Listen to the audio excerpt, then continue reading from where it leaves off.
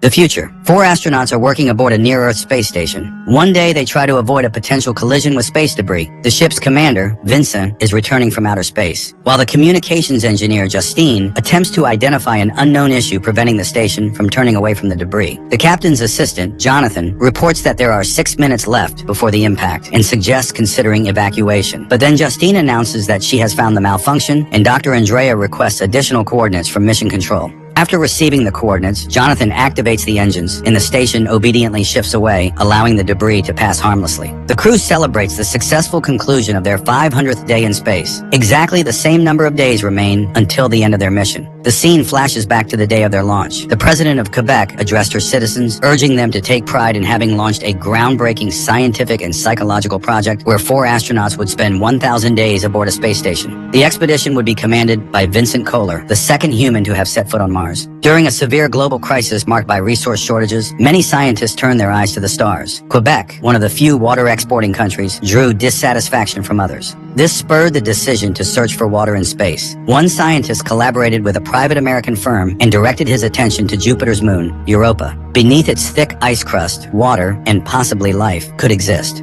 A space probe was sent there, paving the way for a future manned mission. However, 1,000 days is no short duration. To prepare the crew for such a long journey, Quebec initiated a 3-year orbital station training program for candidates. The astronauts had become acquainted long before the mission. They worked together, spent time socially, introduced their families, and formed strong bonds. Jonathan's task as an engineer is to receive and process signals from the probe. He is inspired by the idea that his work could change the entire world. Justine is responsible for all the station's electronics. Andrea coordinates all scientific experiments and maintains communication with Mission Control. She also monitors the crew's physical and mental health. As for Vincent, the captain, he is responsible for preparing for the mission to Europa, fully aware of its complexity and the responsibility it carries. He hopes to become the first human to set foot on Jupiter's moon. The crew is well prepared and capable of solving any technical issues. The 900th day of the mission arrives. Jonathan is resting, playing pieces by his favorite classical composers on the piano, and remembering how he visited his mother's grave before departure. Suddenly, a signal from the probe sounds, and he rushes to his workstation, calling the others shortly after. Fresh water has been discovered on Europa. Time passes, and this news spreads across Earth. The discovery of unlimited freshwater reserves is the greatest achievement made by Quebec's probe. Previously, it was believed that the water on Jupiter was salty, making this revelation groundbreaking. The president awards all those involved with medals of honor. While Earth rejoices, the astronauts open a bottle of champagne that Andrea smuggled aboard. Jonathan teases his colleague, to which she responds with jokes. Justine asks Vincent to share his experience on Mars. Vincent recalls the unique journey, but admits that the greatest shock was returning to Earth. Seeing loved ones, walking through his hometown, which somehow felt different. It's an experience they will all share someday. Later, the crew gathers in the control room to look at Jupiter, dreaming of the day they will reach it. Suddenly, a signal warns of an approaching solar storm, a massive burst of radioactive electromagnetic activity. Although the storm poses a danger to the station, the astronauts are completely isolated in their cabins. On this particular day, however, Jonathan and Justine choose to spend their isolation together. Andrea reads letters from her beloved and wipes away tears when the signal for another protocol sounds. Meeting Vincent in the corridor, she realizes the others are delayed. She leaves for the lab while the commander notices Justine exiting Jonathan's cabin and understands what has occurred. Vincent reprimands the engineer, citing this as a violation of flight protocol. In response, Jonathan reminds him that just the day before, the entire crew, led by the commander himself, drank alcohol, something completely unacceptable aboard the station. At that moment, they are interrupted by a distressed Andrea. The astronauts hurry to the kitchen, where the monitor shows Montreal engulfed in explosions. The news anchor reports that blasts occurred in the subway early in the morning, when it was crowded with students and workers, resulting in hundreds of deaths and thousands of injuries. The president promises to find and punish those responsible for this monstrous crime and urges compassion for the families of the victims. Later, the crew receives word that their families are safe, except for Vincent. His son is severely injured and currently in a clinic. Rumors circulate that the attack occurred because of their discovery, and communication with the crew has been limited. However, the astronauts cannot abandon what they started, as it is humanity's last hope. Vincent tells the others that after 1,000 days, another crew is supposed to replace them. However, tragedy has struck. His colleague and backup, Xavier, has died. Upon hearing this, Andrea runs out of the crew's common room. She cries alone in her cabin, recalling how thrilled she was to join the project, with Xavier supporting her every step of the way. Sometime later, Vincent calls his son. The boy, with injuries to his hands, worries about whether he will ever play basketball again. Vincent reassures him, reminding him that he is his son and will recover. Meanwhile, Jonathan teaches Justine to play the piano, noting that she is improving. Suddenly, all communication is lost, and Justine goes to check the systems. At that moment, Jonathan calls the crew to the observation window, where they watch in horror as explosions bloom across the entire planet. They try to contact Mission Control, but there is no response. Vincent orders messages to be sent across all frequencies, but no one replies. Justine notes that nuclear explosions have occurred in all major cities, including Montreal. At that moment, the German space station responds, but they know nothing either and have also lost all communication. Vincent orders radio silence, as it is clear this is a war. Jonathan suggests evacuation, but Vincent asks, "Where to?" and reminds them of their priority, to follow the orders of Mission Control. Andrea reminds him of their families, but the astronauts are powerless to help them. 6 days pass. The astronauts gaze at the dark Earth, where not a single light burns, remembering their loved ones.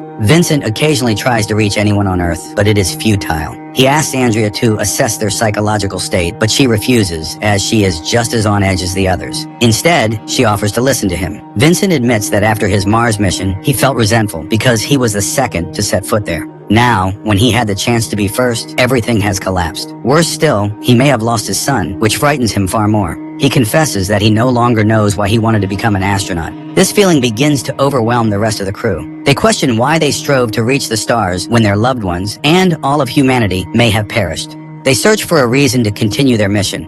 The 1000th day arrives. Today, they were supposed to return home to prepare for the Europa mission. Suddenly, an alarm blares on the station, and the AI announces that the emergency escape capsule will be ready for launch in 2 minutes. Everyone rushes to it, only to discover Vincent inside, preparing to abandon the station. Jonathan opens the door and drags the captain out while Andrea seals the hatch, but it is too late to stop the launch, and the capsule detaches, leaving the crew stranded without the option of evacuation. Vincent behaves irrationally, forcing Andrea to administer a sedative. The remaining 3 are left in despair, unsure of what to do next. Following protocol, Andrea declares Vincent unfit for command and appoints herself as the new leader. She reflects on Xavier's death, remembering the moment he proposed to her. She recalls her decision to join the orbital mission and his promise to wait for her. Meanwhile, Justine approaches Jonathan, but he is in no mood for affection and asks her to leave. Later, Vincent explains that he had a nervous breakdown and doesn't even remember getting into the capsule. He admits he just wanted to see his son. Jonathan accuses him of selfishness and cowardice. A heated argument ensues, but Andrea intervenes. They cannot return to Earth, nor can they expect rescue. Andrea calculates their remaining supplies, concluding that if they ration carefully, they can survive for another 25 days. During that time, they must come up with a solution. Now Justine begins to panic, questioning what they would even do if they return to Earth. There is nothing left. She recalls a friend who disapproved of her decision to join the mission. Back then, she was confident that she wanted to go. One day, the woman exits into open space. Jonathan watches Justine's figure disappear into the void for a long time, while Andrea tries to console him. When Vincent attempts to express sympathy, Jonathan strikes him.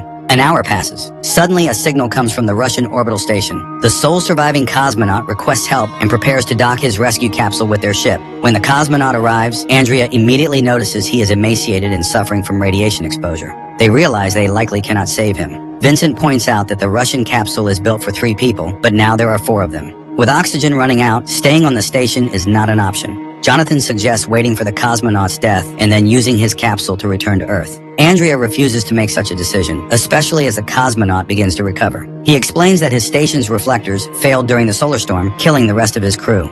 Jonathan calculates the possibility of returning all 4 of them in the Soyuz capsule, but concludes it's impossible. He reflects on Justine and reproaches himself for his coldness toward her. The cosmonaut admits he knows he is terminally ill and won't survive. He reveals that the greatest war in human history has taken place on Earth, sparked by their discovery. Vincent is stunned. Could this truly have been a war over water? The cosmonaut laughs, calling them naive, and explains that water was merely a pretext. Jonathan examines the data from Europa more closely. The crew notices something they had dismissed before. A massive, unknown object resembling an alien spacecraft on Europa's surface. Confused, they question why this discovery was hidden from them, while the Russians clearly knew. On Earth, the conflict was framed as a war over water, but in reality, Quebec concealed the existence of extraterrestrial technology. Vincent insists humanity must learn the truth. This ship could transform their understanding of the universe. He wants to know who built it and where they came from. Later, the cosmonaut thanks Andrea for her care, though he knows he has no chance of survival. Andrea cannot predict how much time he has left, even as Vincent pushes for an immediate launch. Jonathan reflects on his father's farewell letter, which he had avoided reading out of guilt.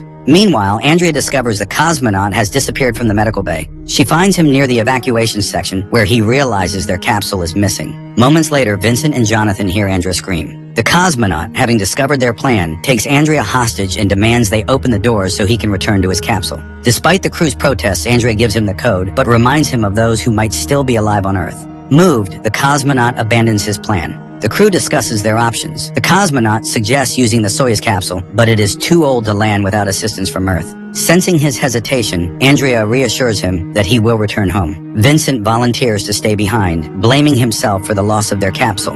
On the 1026th day, the crew prepares to depart. Vincent writes a letter to his son, asking Jonathan to find him if he is still alive. Jonathan promises he will. As they say their goodbyes, Jonathan announces that he will stay behind. He plans to broadcast the truth about the Europa discovery to all channels, ensuring humanity learns what they found. He asks Vincent to deliver his father's letter. Andrea promises to send help as soon as possible. The three astronauts suit up and leave in the capsule.